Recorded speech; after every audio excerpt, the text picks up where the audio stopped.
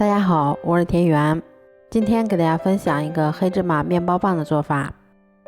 首先我们准备190克的普通面粉，先加入2克盐，3克酵母粉，再加入15克的白糖，然后用筷子先把它们充分搅拌均匀。搅匀后，我们再少量多次的加入大约100毫升的牛奶，然后用筷子先把它们搅拌成这种面絮状。接着我们再加入25克室温融化的黄油，然后再下手把它们揉成像这样偏软一些的光滑面团。接着我们再加入5克的黑芝麻，然后再下手把它们充分揉搓均匀就可以啦。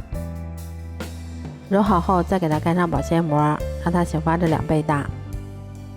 像这样体积明显变大，我们的面团就已经醒发好啦。接着我们把它移到面板上，先给它折叠几下，排出里面的空气，然后再把它们擀成一张厚度约5毫米的长方形饼皮。擀好后，我们先把它切成宽度约8毫米的长条。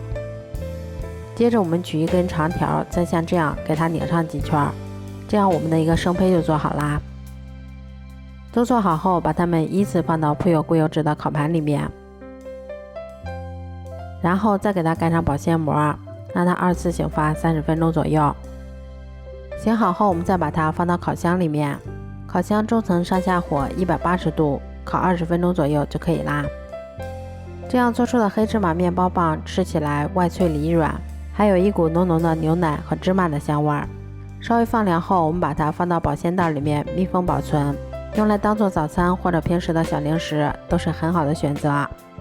如果喜欢的话就试试吧，喜欢我的视频就关注我吧，谢谢您的支持。